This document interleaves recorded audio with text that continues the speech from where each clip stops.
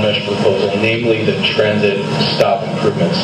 We've undertaken an assessment of 120 of the most used transit stops in East Portland, mostly outer southeast Portland, but some going up into northeast along the 71, 72. We looked at the 7 most frequently used bus lines, and we assessed all the transit stops that have 40 or more daily boardings. Now, TriMet guidelines say that any stop that has at least 30 or more daily boardings are eligible for the upgraded amenities, such as the shelter, bench, and other preferential amenities. So we didn't cover the 30 to 40, we looked at everything that was 40 or above. And I want to echo some of the sentiment that was given in the presentation by Ms. Young, but put in a little bit more context, because our findings are, frankly, they're shameful. East Portland, particularly bus stops in outer southeast Portland, are woefully inadequate.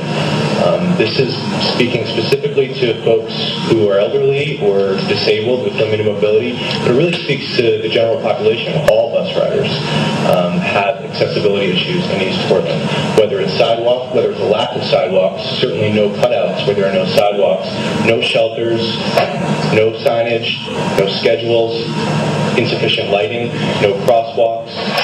It's a minefield out there in parts of East Portland and outer southeast Portland to simply use the bus. And this is where we find a large, perhaps the greatest percentage of bus-dependent communities in Multnomah County.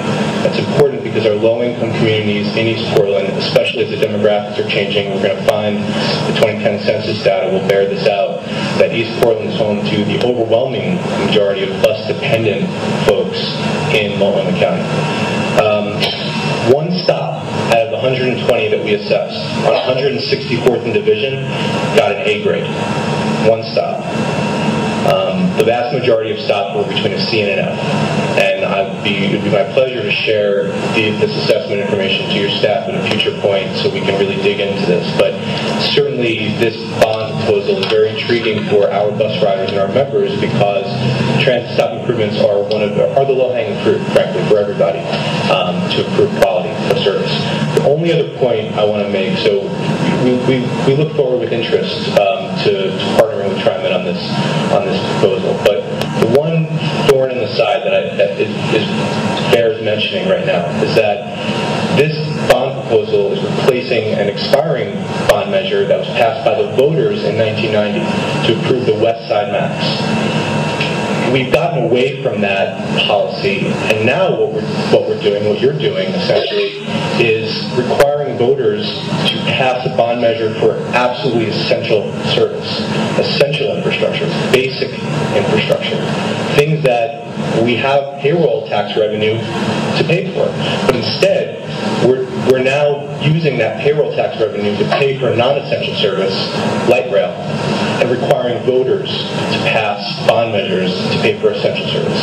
I think that we have it backwards. So I'd like to see us get back to a more rational, equitable policy of using the money that we have in hand to pay for the essential bus service. Buses are the backbone of our system. 2/3 of daily boardings happen on the bus. I know many folks want to see it change, but it's not going to unless we're going to lay tracks down every major street in the region, and that's not going to happen, frankly. So I urge the board to start thinking about getting back to a rational policy and requiring voters to approve bond measures for money for non-essential service. Thanks.